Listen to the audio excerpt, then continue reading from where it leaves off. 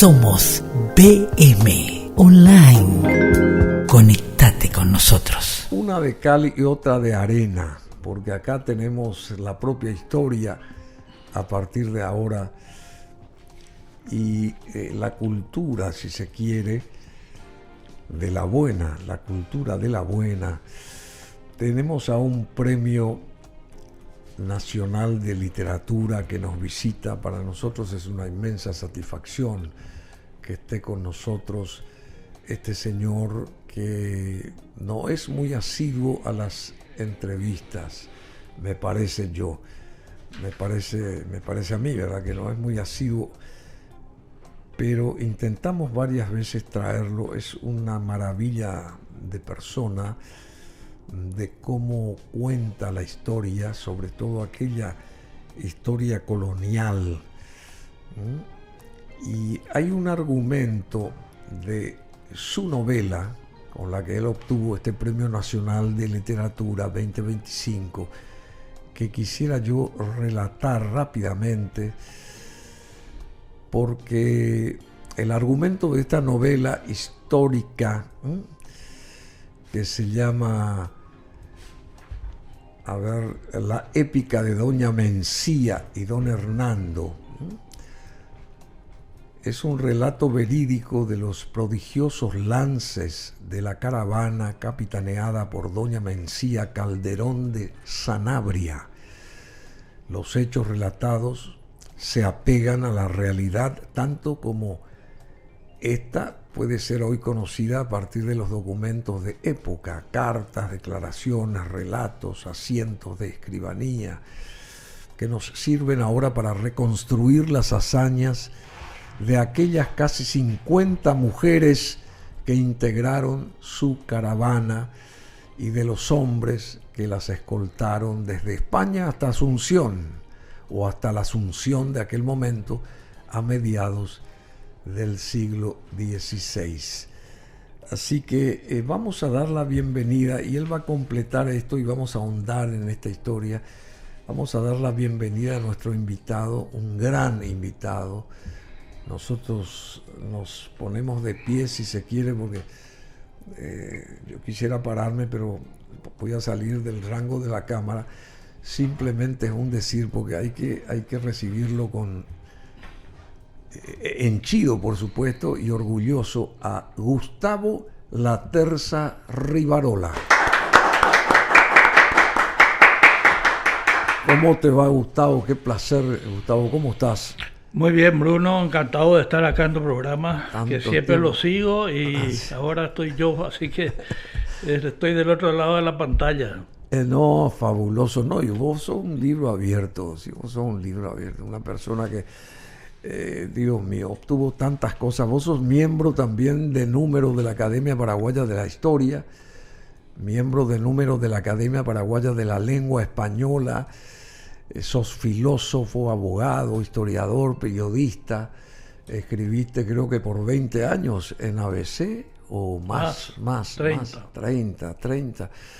Unas crónicas espectaculares, y también fuiste docente, enseñaste mucho durante 35 años en la Universidad Nacional, en la Universidad Católica enseñaste, Nuestra Señora de la Asunción, si bien tu título es de la Nacional, ¿verdad? Sí. Bueno, y también estuviste en el Colegio San José. Sí, toda la Primaria y secundaria. primaria y la secundaria del Colegio San José. Bueno, ¿y cómo llegó? Porque escribiste mucho y te premiaron varias veces. ¿Cómo te centraste en esto de Doña Mencía Calderón de Sanabria? Y este señor, ¿cómo se llama? Don Hernando. Don Hernando de Trejo, sí, de Trejo. De Trejo y Sanabria, ¿es. Sí, porque antes se escribía con J, con X, Don lo que Hernando ahora se de escribe Trejo, con J. de Trejo y Sanabria, ¿verdad? No, de Trejo y Carvajal, Y era Carvajal. él. Doña Mencía es que era de Trejo y era de Sanabria, pues era viuda del tercer adelantado don Juan de Sanabria. O sea, Don Hernando de Trejo y Carvajal. Gente muy importante. Hidalgos de la provincia de Extremadura, concretamente. Podríamos decir hidalgos de segundo nivel, porque los hidalgos ricos estaban en las ciudades grandes, ¿no? Madrid, en León, Valladolid. Pero cuando se pobló ese territorio que había sido conquistado a los moros, se nombraron muchos hidalgos, que eran los que se asentaban, formaban ponían sus casas señoriales y desarrollaban la zona, ¿no? Con agricultura, con la ganadería, en fin. Eran unos preconquistadores, en realidad.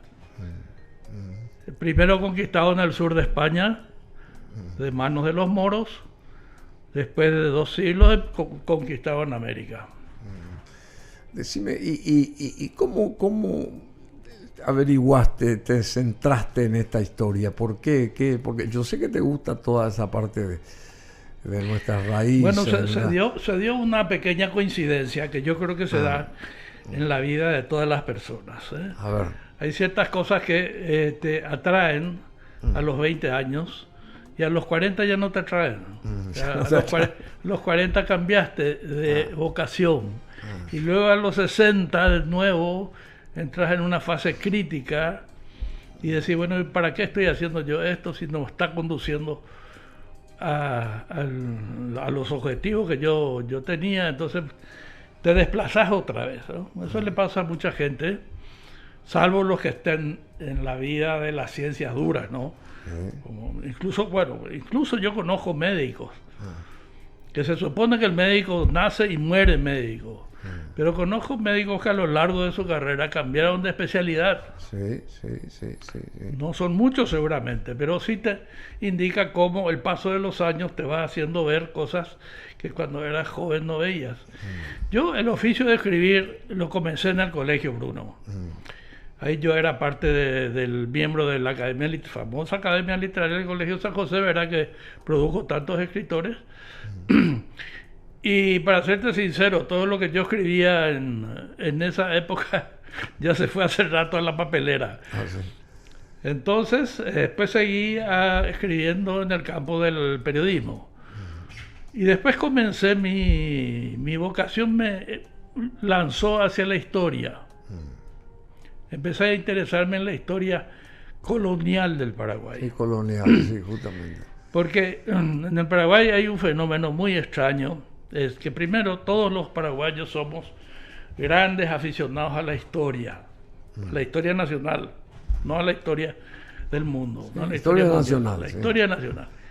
Pero el 90% de esas personas cree que la historia paraguaya se acaba con la guerra del 70 y solamente sabe lo que pasó en esos 5 años que duró la guerra. No sabe nada antes, no sabe nada después, salvo los que a su afán de conocer la guerra, el 70 les acompaña su afán de conocer la otra guerra. Pero siempre están con los sentimientos puestos en el mundo bélico. Que comenzó después de 50 años de acabada la primera, digamos. Después de acabada la primera. Y en fin, en el interín hubo revoluciones, o sea, siempre hubo algún motivo bélico del cual ocuparse. Mira que nos apasionamos mucho por la cuestión bélica. Por el fusil nos enamora. De los demás no sabemos nada. Pero incluso yo voy más lejos, de la revolución de los comuneros, que fue también una revolución y bastante violenta, porque si es que nos acordamos, los líderes comuneros que fueron capturados al final, después de derrotados, fueron, por ejemplo, descuartizados.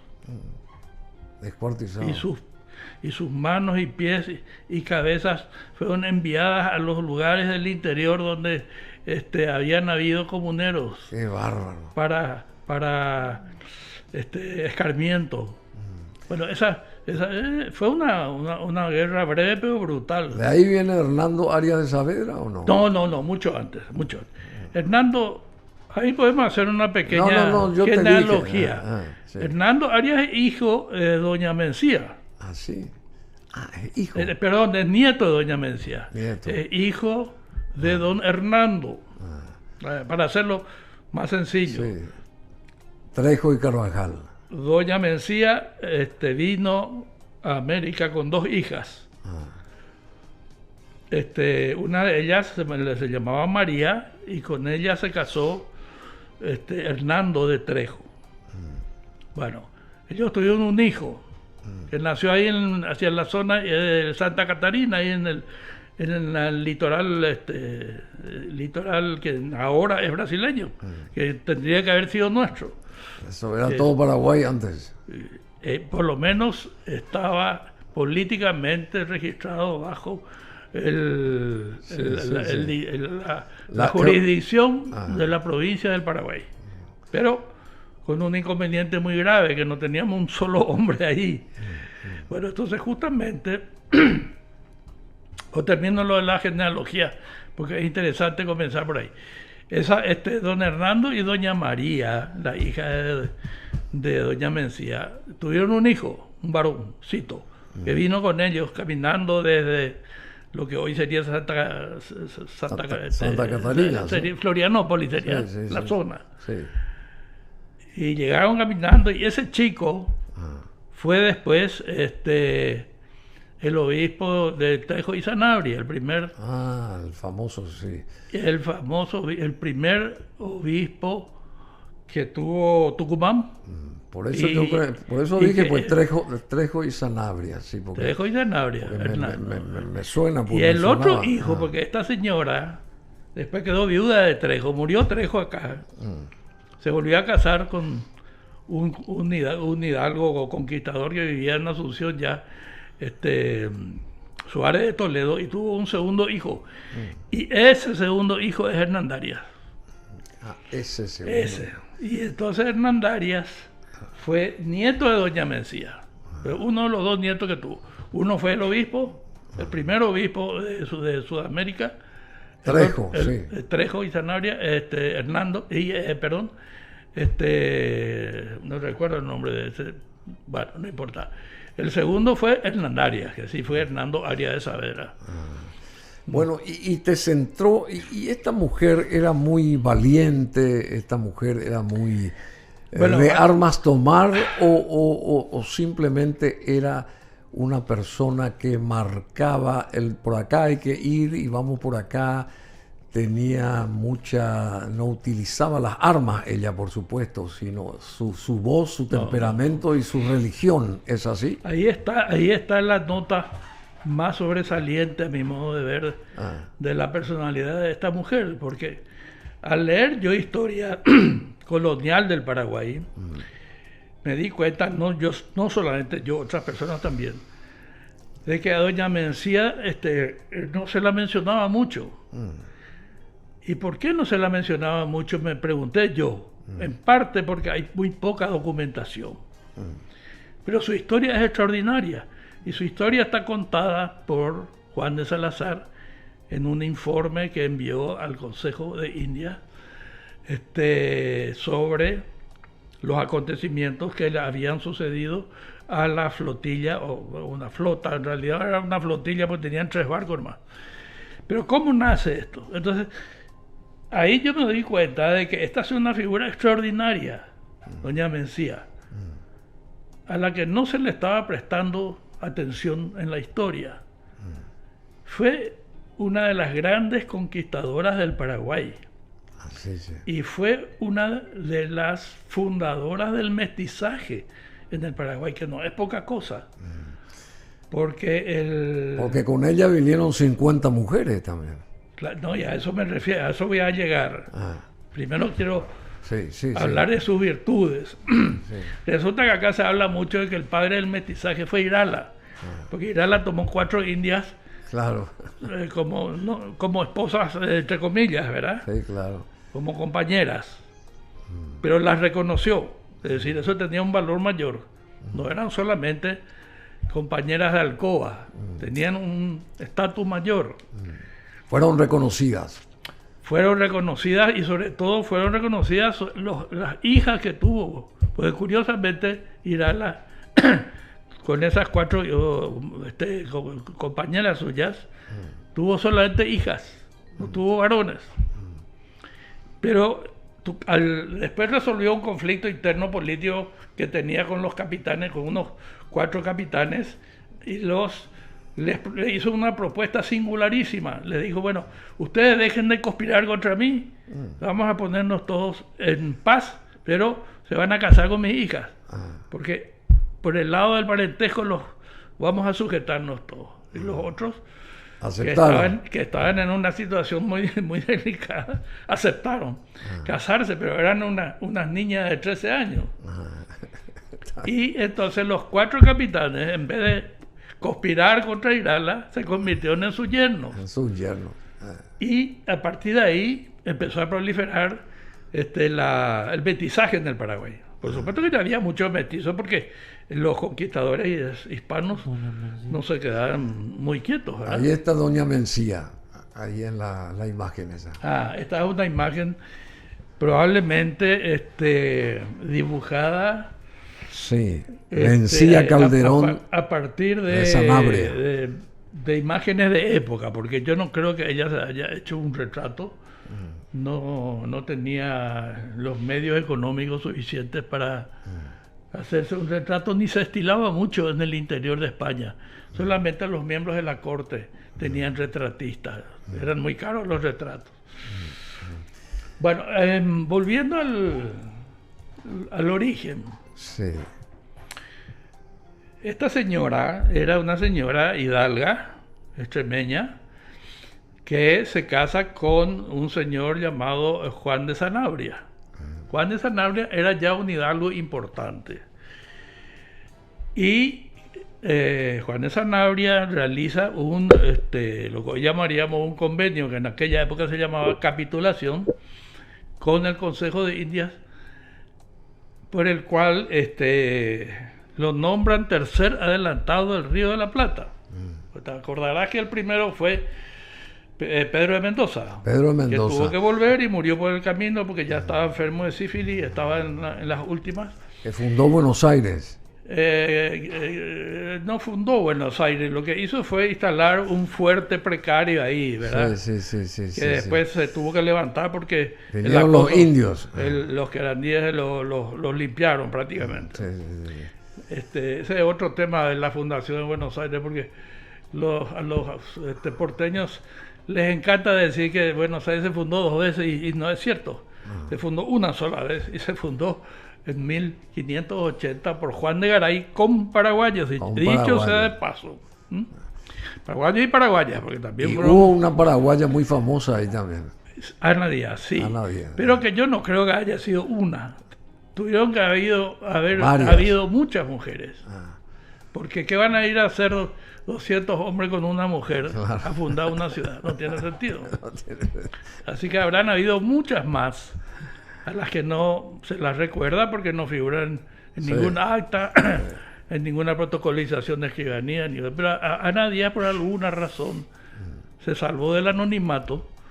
Yo creo que podría ser una explicación el que Ana Díaz haya sido una líder del grupo femenino, haya sido la conductora del grupo femenino. Como fue esta señora Mencía Calderón de Sanabria.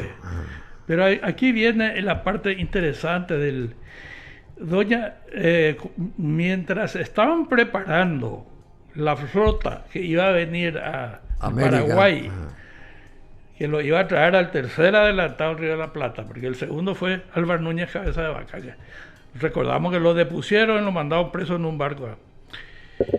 Se muere Juan de Sanabria y quedan herederos del título de adelantado, queda su hijo, un chico de 17 años, que además parece que tenía una personalidad bastante floja. Era medio pusilánime, medio dubitativo, poco interesado en el proyecto de su padre. Entonces le queda a la viuda la posibilidad de llevar adelante la empresa o pedir el dinero que le correspondía y quedarse a vivir tranquilamente en su casa con su familia. Allá en España. En España, en Extremadura. Bueno, y ella esta mujer se decidió a la es aventura. la que dice, yo voy a llevar esto adelante. Adelante, claro. Contra los consejos que todo el mundo le daba, inclusive la madre, que te vas a ir a hacer, esto no es un trabajo de mujeres. Las mujeres están muy bien aquí, tienen todos los medios económicos para llevar una vida. Y ella, que sería más o menos una mujer, calculo yo ahora, de unos 34, 35 años de edad. Fue el alma vital. Con 2 hijas, mujeres. Claro.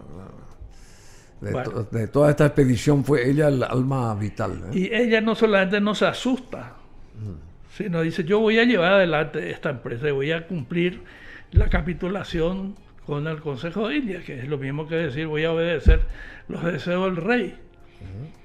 Y hace una leva de 50 mujeres, porque el objetivo, uno de los objetivos de esa capitulación era traer mujeres, doncellas, decían en esa época, que quiere decir mujeres solteras, a casarse con los conquistadores españoles que estaban en Asunción, que habían ya tenido muy mala fama en España de que vivían alguien le llamó el paraíso de Mahoma. Vivían en una promiscuidad absoluta. Sí, absoluta. Cada uno tenía 4, 5, 6 indias y de amantes y las cambiaban cada vez que querían y nacían los mestizos. Imagínate que para la época que llegó doña Mencia ya había casi 1000 mestizos. ¿Sí? Bueno, entonces para solucionar ese problema, era un problema de fe también, ¿verdad? Era evidentemente la adulteración más grosera de los principios de la religión cristiana, católica, y todos los sacerdotes que estaban acá, que había 3 o 4, mandaban notas diciendo, esto es un desastre, que venga alguien a solucionar. Ella era muy religiosa. No. ¿No? No. No era religiosa. No, ella simple, no hay manifestaciones de que haya sido parte. Bueno, era obviamente una mujer creyente, católica, como eran todas en esa época. En esa época. En esa época no se embarcaban ni moros ni judíos, por orden del emperador ya, Carlos V, no se embarcaban para las Indias, ni moros, ni judíos, ni abogados. Ni abogados. Ni abogados. Porque decía el emperador que los abogados eran una fuente interminable de conflictos. Entonces no quería la mejor manera. Bueno. Lo cierto es que doña Mencia vencía mejor. Acá hay se dice mucho doña Mencia. Sí. Incluso hay una calle con su nombre en el barrio Sajonia, y siempre la gente que menciona la calle dice doña Mencia. Doña Mencia no suena. En español las palabras llanas son más comunes, nos cuestan las palabras agudas, ¿verdad? Entonces Mencía nos cuesta pronunciar. Mencía es aguda. Mencia nos resulta más fácil. Entonces Mencía. Suena, no. Los franceses al revés, ¿verdad? Los franceses, por defecto, la palabra en francés es aguda.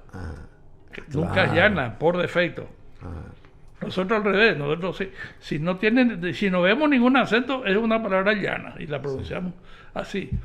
No se nos ocurre convertirla en aguda. Es interesante esto que está diciendo para nosotros Gustavo Laterza Rivarola, señoras y señores, un lujo tenerlo aquí a este señor que es historiador, filósofo, también miembro de número de la Academia Paraguaya de la Historia, miembro de número de la Academia Paraguaya de la Lengua Española, investigador histórico también. Sobre todo se centra él en el periodo del colonial del Paraguay, y se destacó con obras como Historia del municipio de Asunción, que lo conoce de punta pértigo Asunción desde sus orígenes hasta la actualidad, y otros estudios sobre la historia y la estructura política del Paraguay también, y también esta novela 2025 premiada, La épica de Doña Mencía y Don Hernando, que ganó el Premio Nacional de Literatura otorgado por la Cámara de Senadores de nuestro país. Nosotros, Gustavo, te conocimos como columnista de fino estilo como historiador. ¿Cómo y cuándo se inicia esa etapa de la narrativa tuya, digamos, de narrador? ¿Cuándo se inicia esa etapa? Bueno, como te había dicho al principio, Bruno, yo escribo desde que estaba en el colegio. Lo que fui cambiando eran mis objetos de interés. Si al principio escribía sobre cierto ámbito, después me pasé al ámbito periodístico y después me pasé al ámbito histórico.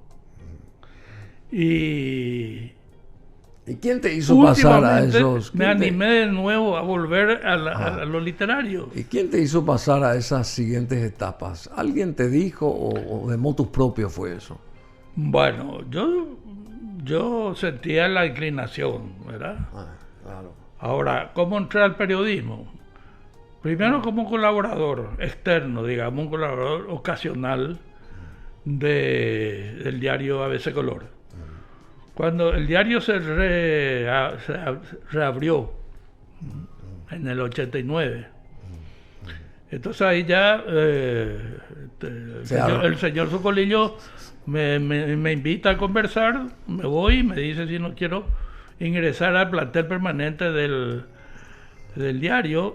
Se reabre después de 5 años. Después de 5, en calidad de editorialista. Entonces ahí comencé a trabajar como editorialista del diario y al mismo tiempo aprovechaba para comenzar a hacer mis columnas. ¿Él te puso ciertos parámetros? Nunca. Para las columnas. Para las editoriales, obviamente sí, porque un editorialista puede aportar una idea, un asunto y escribir sobre ese asunto, pero primero lo tiene que leer el director y aprobar y corregir. Y en otras ocasiones es el director el que le pide al editorialista que escriba sobre tal tema. Habla sobre y que esto. diga tal cosa, porque que es su derecho, primero porque él es el director, segundo porque él es el responsable legal de lo que se diga ahí. Claro. El periodista no puede hacerse loco y poner cualquier cosa si después va a ser su director el que se va a ir preso, ¿verdad? El que va a tener la soga por el cuello. Exactamente. Entonces, hay ciertas limitaciones que uno mismo tiene que tomárselas, ¿verdad? Es decir, saber que encima hay un director y que ese director es el responsable, va a ser responsable de todo lo que uno diga. De modo que hay una interconexión que con el tiempo eso se va volviendo muy flexible. El director ya sabe lo que uno puede escribir, uno ya sabe lo que el director le interesa, qué enfoque le interesa, qué énfasis le interesa, y eso ya se va funcionando. Llegó un momento que el diario ABC funcionaba perfectamente. Él se iba 15 días o 20 días de viaje y el diario seguía funcionando como si él estuviera ahí. Como si él estuviera ahí físicamente. Decime, pero volviendo a esta historia premiada de la épica de Doña Mencía y Don Hernando, vos ahondaste en ese tema, ¿por qué específicamente? Porque vos estabas buscando la historia de alguna mujer fuerte, alguna mujer que... Bueno, yo tenía un libro de historia, pero una novela histórica ya publicada, que es que es también... El contador Don Felipe, sí. El contador Don Felipe, que también es la historia de un conquistador paraguayo. Vamos a llamarle paraguayo, español del Paraguay, para hacerlo más sencillo. Felipe de Cáceres. Don Felipe de Cáceres, que vino en la armada ya hizo 4 viajes. Ah, sí, 4 viajes. Después vino, veterano conquistador del Río de la Plata, sí, del Paraguay y del Chaco Boreal. Hizo 4. Hubo 2 o 3 conquistadores que hay que tener realmente... huevos. Coraje de acero. Coraje, sí, para hacer cruzar 4 veces el océano de España al Paraguay, ida y vuelta. Ahí está la tapa del libro, el contador Don Felipe. Esa fue mi primera novela. Pues yo comencé ya tardíamente a escribir novelas históricas, ¿verdad? Fue un atrevimiento que tuve hace pocos años. Después de leer Historia Colonial del Paraguay y darme cuenta que había personajes extraordinarios a los que no se les prestó la atención debida. La atención debida. Los grandes historiadores paraguayos, ¿no? Podemos hablar de Julio César Chávez, podemos hablar de Efraín Cardoso, podemos hablar de Justo Pastor Benítez, no se ocupaban de los personajes, se ocupaban de los acontecimientos. Entonces quedaron 2 o 3 personajes en la memoria colectiva, como Irala, que fue un personaje también extraordinario, pero que no se escribió nunca ninguna novela sobre él, novela histórica. Solo figura ocasionalmente, igual que estos personajes, ocasionalmente en el medio de un relato enorme aparecen en una línea, en un párrafo como mucho. Y eso es lo que me llamó la atención de doña Mencía, que habiendo sido protagonista de una hazaña incalculable, inmensa, sí. Inmensa, habiéndose atrevido esta mujer a realizar una tarea de conquista que muy pocos hombres se hubieran atrevido a hacerlo, ¿eh? Muy pocos. Y esas mujeres a las que juntó ella, ¿cómo las trajo? ¿Cómo las...? Primero se hizo una leva de mujeres solteras en la región de Extremadura y seguramente en alguna parte de Andalucía, ofreciendo el proyecto, ¿verdad? Sí. Venir a casarse. Las mujeres solteras, las doncellas pobres en España tenían muy pocas posibilidades de tener una vida atractiva. Primero, no tenían dinero para la dote, y sin dote no se casaban. Claro, siempre había que responder con el dinero. Siempre, el matrimonio, en el matrimonio de la época, las mujeres debían tener dotes para poder casarse. Alguien les tenía que dotar. Y si sus padres eran pobres... Un respaldo económico. Si sus padres eran pobres, no tenía dote. Si no tenía dote, no se casaba. Y si no se casaba, ¿qué se hacía de ella? Se quedaba una solterona a limpiar la iglesia, o se metía a monja. Que era la otra posibilidad que tenían de sobrevivir más o menos decorosamente. Por eso, y esto va a ser una digresión, otra gran mujer a la que ahora recién se le está prestando atención fue doña Isabel la Católica. Sí. Entre las grandes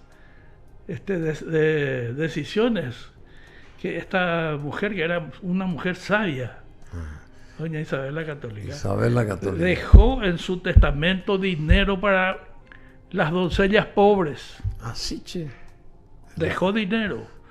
Entonces, muchísimas doncellas pobres que no tenían cómo financiar su dote recibieron dinero del erario real a la muerte de doña Isabel. Eso lo menciono para que vean qué difícil era la vida habrá sido en de esa una época. mujer soltera en el interior, sobre todo. Ahí está Isabel la Católica, sí, Isabel la Católica.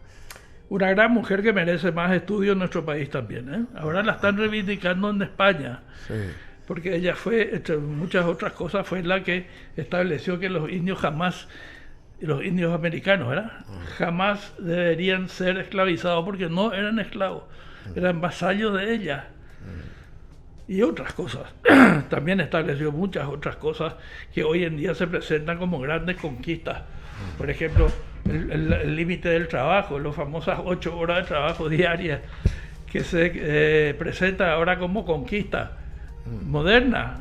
Ya doña Isabel decía, ya estableció no más de 8 horas por día de trabajo, y muchas otras cosas así. Bueno, pero volviendo a lo nuestro, reclutaron, digamos, 50 doncellas y tenían la ventaja que iban a venir a casarse con conquistadores españoles, no iban a tener la obligación de traer dote, porque la dote la ponía el gobierno, vamos a decir, el Consejo de Indias, y aceptaron y entraron en la flotilla de doña Mencía. Doña Mencía venía en un galeón y había 2 pataches, que eran unos barcos Más pequeños. poquito más pequeños que el galón y un poquito más grandes que los bergantines, pero no eran tampoco. Y como venían, traían muchas cosas, se despojaron de toda la artillería, eran barcos indefensos. Por eso a raíz de eso, fueron asaltados por piratas al salir Sí. de la Costa Verde, ahí del archipiélago que está frente a África. Y ahí los piratas abordaron la nave y robaron todo. ¿Piratas ingleses o no? No, franceses. Eran franceses, sí. Sí. Había muchos ingleses también, pero se turnaban, holandeses ni qué decir. Sí. Bueno, y todos estaban a la pesca de los barcos españoles. En ese momento eran los que más fuerza tenían. Claro, los barcos españoles la eran flota los que española era muy poderosa. y traían mercaderías, que es lo que los piratas deseaban, ¿no? Lo que querían. Claro. Bueno, estas pobres mujeres fueron saqueadas por los piratas. Sí. Perdieron todo lo que tenían, sus pequeñas joyitas, su ropa fina, si traían algo de algún valor. Bueno, padecieron todo eso y llegaron después de mucho tiempo a Santa Catalina y bueno, bajaron ahí. Santa Catarina sería, ¿verdad? Santa Catarina actual, ¿verdad? Sí, donde está Florianópolis, la misma isla. Claro. Fue una isla española, pues. Fue descubierta. Después los españoles la perdieron a manos de los portugueses. Sí. Pasaron toda clase de vicisitudes. No quiero contar la historia porque... Bueno, no. Yo te preguntaba cómo surge esto, por qué te atrajo esa mujer, por qué tenía... ¿Qué otros rasgos tenía? Por esas dos razones básicas. Primero, lo extraordinario de su hazaña, de su carácter. Hay que imaginarse a una mujer conduciendo a otras mujeres, caminando por la selva, enfrentando a bichos, enfrentando amenazas, teniendo que cubrirse de la lluvia, teniendo que llevar su vida íntima, ¿verdad? Porque tenían que asearse, tenían que cumplir sus necesidades femeninas apartadas del resto, porque los soldados venían también con ellas. Venían porque venían a cubrirle, ¿verdad? Y ella es una hazaña portentosa. Y esta señora era leal al rey y a su fe religiosa también, ¿verdad? Y a su fe religiosa. Pero más al rey. Más al rey. Le digo yo porque ella se manifiesta más comprometida con el convenio que tenía con el Consejo de Indias que con otra cosa. Por supuesto también tenían un sacerdote, venía un sacerdote con ellos. Tuvieron muchas vicisitudes, murieron muchas mujeres por el camino de enfermedades. La disentería les mató a muchas, el tifus. Sí, el tifus. Y llegaron, no sabemos exactamente cuántas mujeres, pero a Asunción finalmente, después de 5 años de peripecias, de todos los tipos que podemos imaginar. 5 años. 5 años demoraron en llegar desde que salieron de España acá hasta Asunción. Murieron muchos por el camino.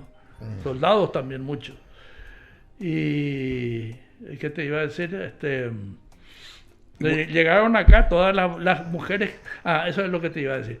No tenemos información de cuántas mujeres llegaron, pero yo calculo que habrán llegado unas 20 o 25. O sea, la mitad.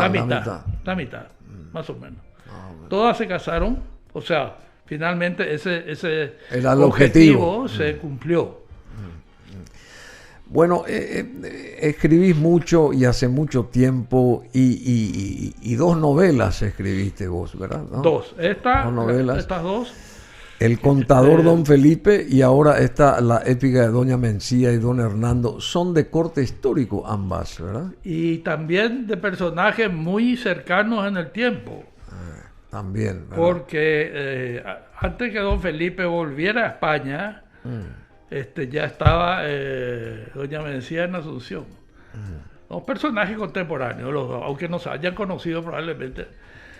No se conocieron. Y yo supongo que no.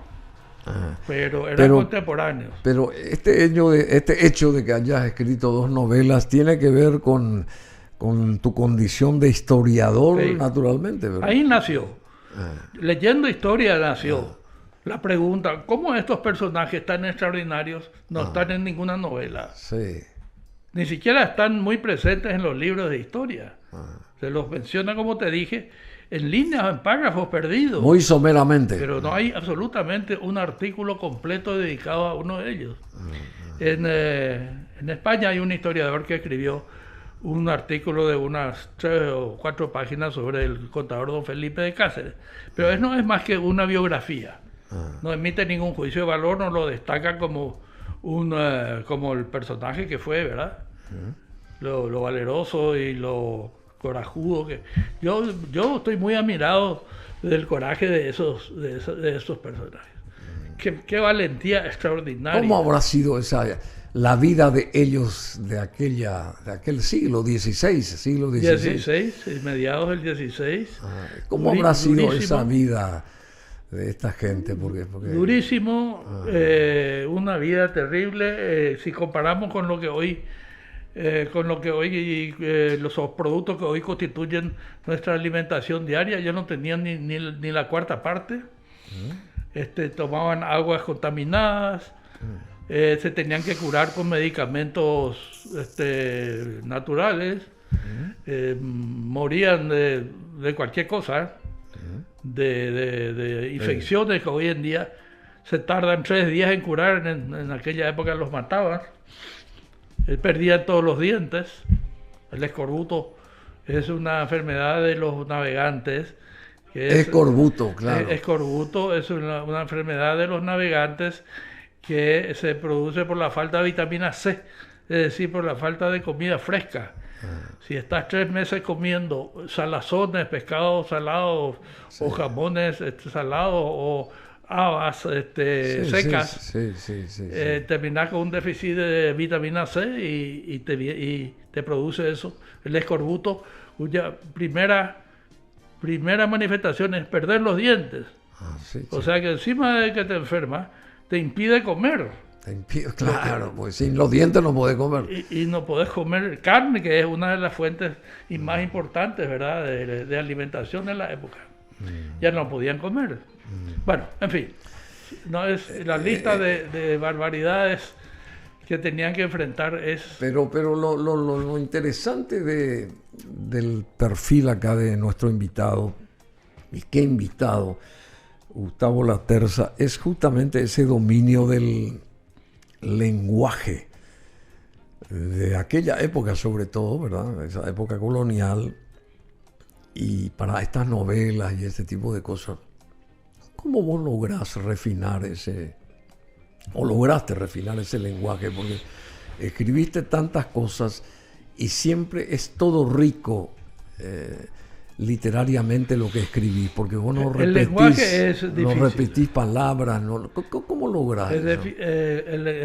Tratar de imitar el lenguaje que se usaba en aquella época, los términos que empleaban en sus diálogos, es una tarea difícil. Sí, Para el escritor es muy difícil porque Imagino. hablaban de una manera muy distinta a la que hablamos ahora. Y utilizaban términos que hoy en día fueron al desuso hace bastante tiempo. Por eso mucha gente lo que me critica es que no entiende los términos que uso. Yo trato de explicar es que tengo que usar los términos que se usaban en aquella época para que el lector se sienta en el ambiente. Cómodo. Porque contar una historia del siglo XVI con lenguaje actual... No tiene. ¿Y cómo es nuestro... ¿De dónde saco yo? ¿Cómo vos analizarías el lenguaje nuestro hoy? El lenguaje de la región, digamos, y sobre todo el lenguaje paraguayo. ¿Cómo? El lenguaje, bueno, como todo el mundo sabe, es un fenómeno social que evoluciona permanentemente. Las sociedades van creando una colección de términos y modismos y neologismos que se van produciendo con el paso natural del tiempo. Pero nosotros Y más ahora con la sumatoria de estos nuevos elementos ahora tecnológicos. estamos bajo un ataque fortísimo de la lingüística extranjera, especialmente del inglés. Sí. Entonces, ¿qué pasa? En español ya no creamos, cuando aparece un objeto nuevo, producido por la tecnología, podemos usar cualquier cosa, producida por la tecnología actual, todos los términos de la informática, por ejemplo, ya no creamos una palabra nueva, sino que incorporamos la palabra inglesa. Así tranquilamente. Tranquilamente. Entonces, ¿qué pasa? Se va produciendo una paralización de la lengua española. Y yo estoy seguro que en otros idiomas estarán también quejándose de lo mismo, en francés, posiblemente en italiano. Y uno los escucha hablar en la televisión y nota la cantidad de términos en inglés que están ya incorporados. Y si nos vamos al mundo comercial, es todavía más desesperante. Uno pasea por Buenos Aires y ve en las tiendas y en los carteles, en las tiendas no hay una sola palabra en español. Sí, así mismo. Todo es en inglés. Desde el nombre del negocio hasta cuando te avisan que hay rebaja, que hay liquidaciones, Así que mismo. entre, que salga, todo en inglés. Push, empuje la puerta, ya no es empuje, es push. Todo anglificado. Y eso a mí por lo menos me deprime mucho. Y en la faceta tuya como escritor, como narrador, y tener que estar peleando, entre comillas, con este tipo de lenguaje, ¿cómo haces? Bueno, yo aprendí a escribir, sí, es que aprendí, yo todavía eso estoy dudando, pero el lenguaje que yo uso en estos libros proviene de la lectura de los informes y las declaraciones de aquella época, de las actas de escribanía, de los testamentos. Hay una buena cantidad de documentos de aquella época que uno los va leyendo y ahí vas viendo qué palabras usaban, cómo, los giros que empleaban. Idiomáticos, sí. Y vas copiando, vas sacando los elementos para crear más o menos una atmósfera. Ni siquiera yo digo que escribo como ellos, porque si nosotros escribiéramos ahora como se escribía a mediados del siglo XVI, no nos entendería nadie. Cuesta mucho entender. El que hizo un trabajo espectacular sobre eso, digo un trabajo en el sentido de recuperar los documentos importantes de esa época, del archivo de Sevilla, del archivo de India, fue Blas Garay. Blas Garay, che. Blas Garay se fue al archivo de India. Siendo joven. Él ya murió joven, murió creo que a los 29 años, así que imagínate, ese trabajo lo habrá hecho a los 24. Sí, por eso, siendo joven. Y transcribió todos esos documentos. Y gracias a ese trabajo de Blas Garay, nosotros hoy en día tenemos acceso a, por ejemplo, el relato que hizo Juan de Salazar, porque Juan de Salazar fue el que cuenta la historia del... Juan de Salazar fue el capitán de la Armada de Doña Mencía. Juan de Salazar, che. Juan de Salazar. Espinosa. Doña Mencía era una señora que no entendía absolutamente nada de navegación, como era lógico. Claro. Entonces contrató a un capitán para que se ocupe de su armada, y estaba Juan de Salazar ahí. Sí, che. Porque él había vuelto otra vez a España. Y Quiere decir que no era estaba desempleado. Quiere decir que no era ninguna desatinada esta doña Mencía. No, una mujer brillantísima. Se nota. Y ahí también lo contrató a Hernando de Trejo. Lo contrató, era un joven bien puesto, hidalgo, muy bien educado y lo contrató. Y después, claro, se enamoró de la hija, se casaron. Y ya se convirtió en su yerno y ya tuvo otro tipo de relación con él. Pero... ¿O ella se enamoró primero de él? No. Y después de la hija. No, doña Mencía no se le conoce amor después de la muerte de su marido. Ah, ¿sí? No se le conoce ni pareja, ni... Pero 35 años, muy joven todavía. Muy joven. Claro. Y habrá llegado acá, si tardó 5 años en llegar, habrá llegado con 40. que tampoco joven todavía. Tampoco era demasiado, ¿verdad? Bueno, y decime, ¿y cómo obtuviste este premio nacional de literatura? ¿Cómo lo recibiste? ¿Cómo lo tomaste? ¿Cómo cansado de tantos premios? Por supuesto, muy bien, muy bien. A nadie le cae mal un galardón, ¿no? Lo que podemos decir es que yo no trabajé para eso, ¿verdad? Y tengo que incluso reconocerle a nuestro amigo Alejandro Gatti, Sí. el que él me haya dicho, vamos a presentar. Yo decía, no vale la pena, hay demasiada gente que se presenta. No, vamos a presentar, déjame mi cargo, yo hago Y él los trámites. te insistió. Y él incluso hizo los trámites. Él fue a hacer los papeles que había que llenar, los ejemplares que había que entregar, en fin. Así que fui yo más empujado que por mis propias piernas. No, pero te sentís, digamos, halagado, y nos sentimos halagados de que haya recaído este premio en una celebridad como Gustavo Laterza, porque hace cuántos años que nosotros queremos tener una charla así medio desorientada ahora, pero la tenemos al fin con Gustavo Laterza, una persona. Yo te seguía cuando escribías en ABC sobre... Esto aquí. A ver, Esta es una antología de mis artículos. sí, antología Si alguna pintoresca vez- de mis columnas periodísticas. Alguna vez cae en tus manos, vas Sería- a volver a releer algunas columnas Y que esto, ya leíste esto antes. se compra, ¿dónde se adquiere esto? Y yo supongo que en cualquier librería.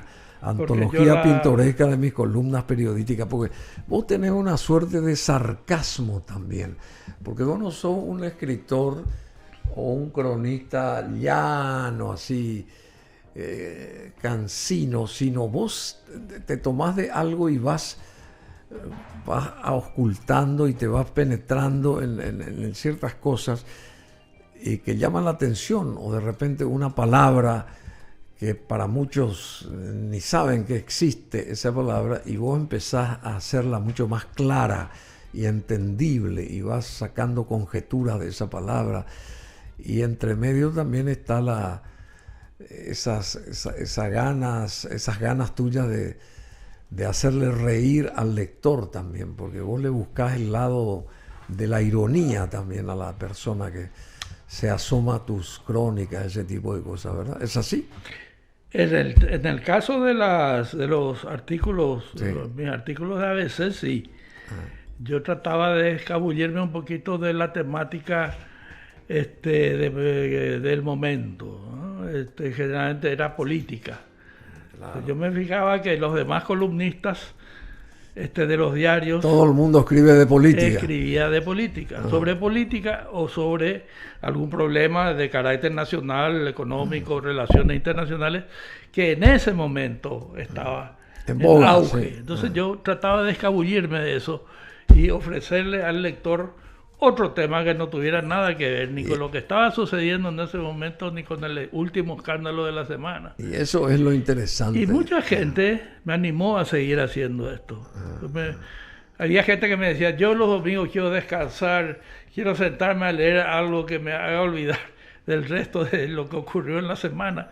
Y eso, en tu columna encuentro esa ventaja. Bueno, pero ahí también está en la sala contigua, te está observando a través del televisor del monitor Lucy Yegros, que te sigue mucho y que te quiere mucho.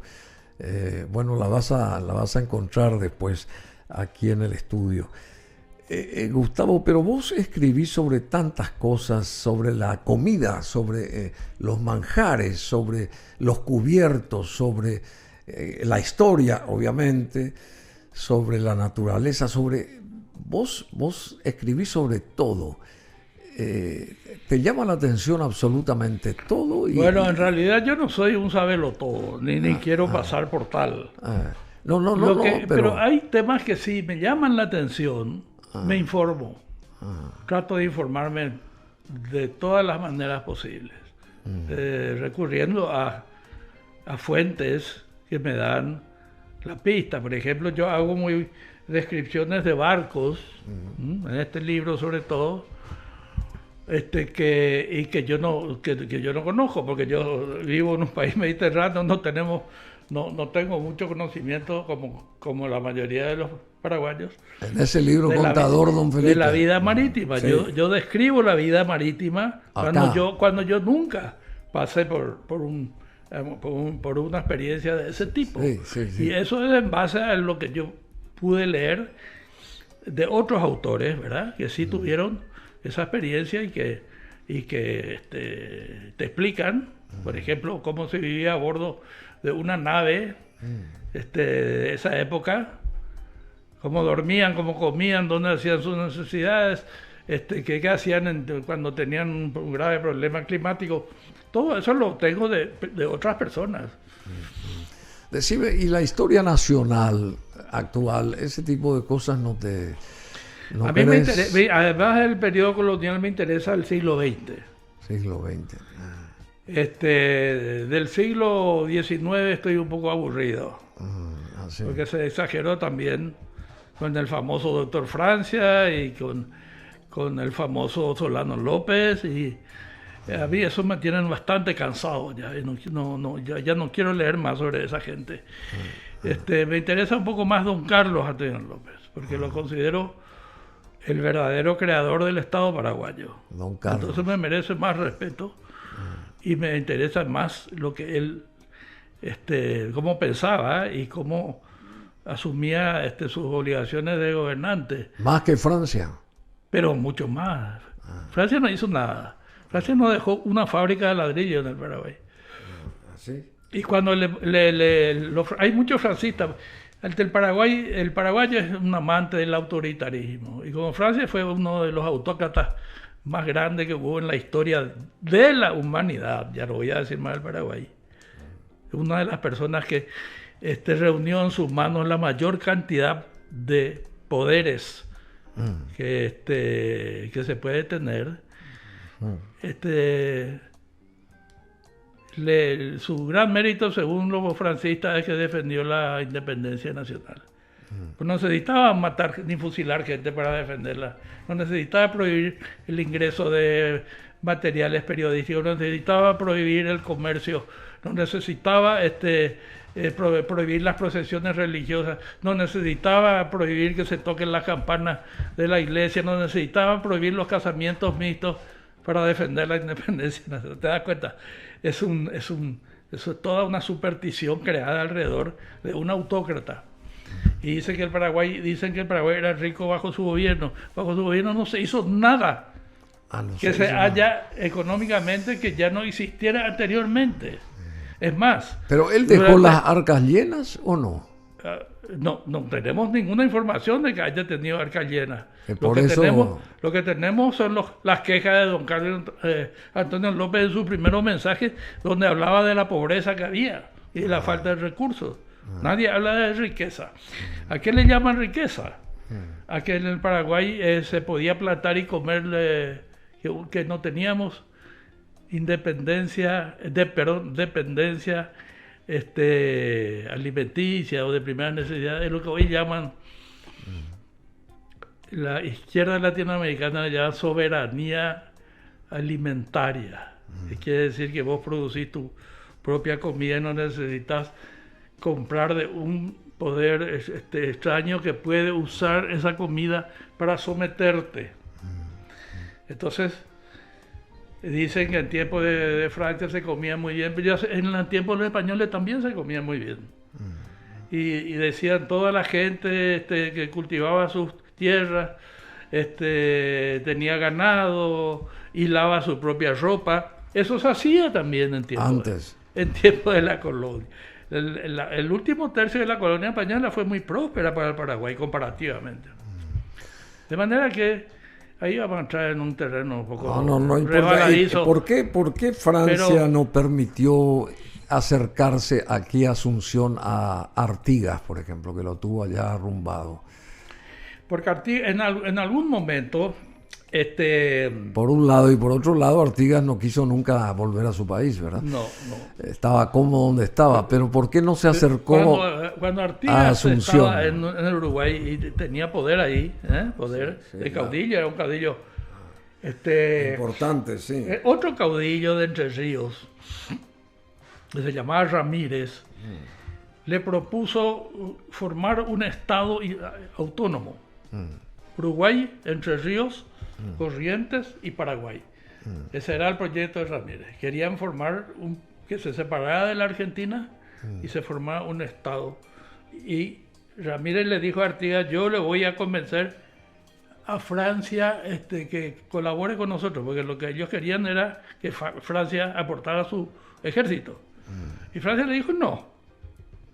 Y entre paréntesis, fue una de las decisiones inteligentes de Francia. Le dijo, no, yo no me meto.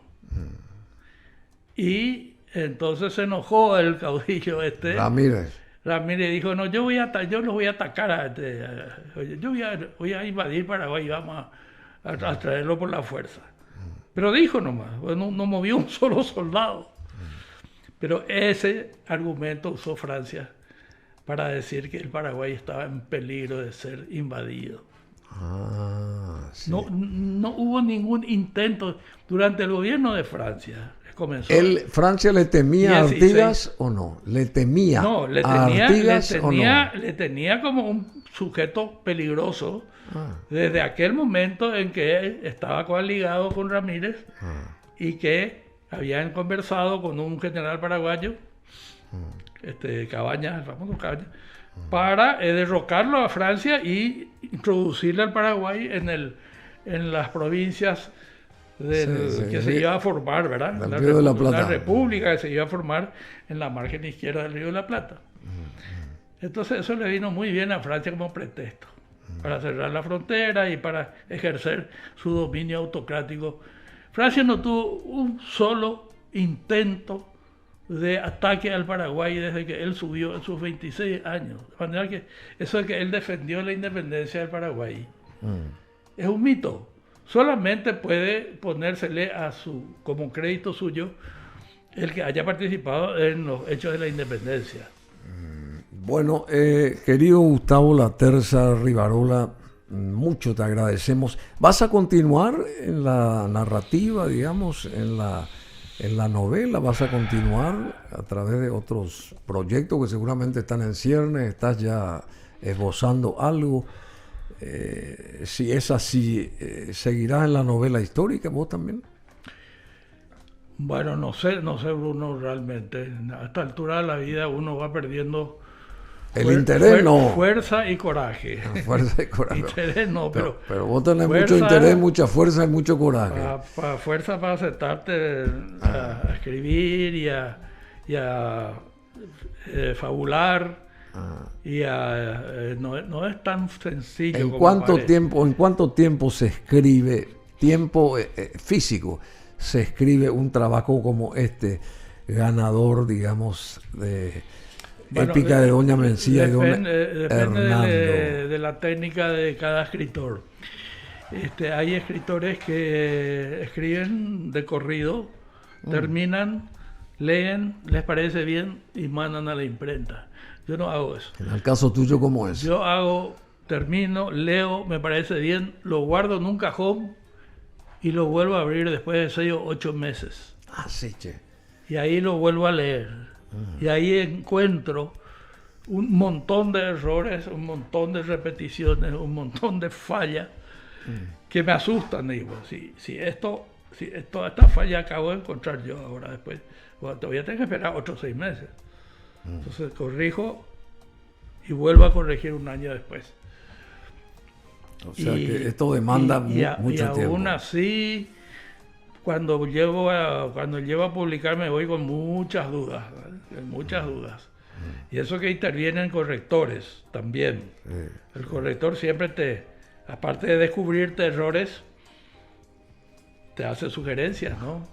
De que estás repitiendo algo que ya dijiste en tal capítulo anterior, por ejemplo. Es muy fácil que se deslicen esos errores cuando estás escribiendo un libro de 300 páginas.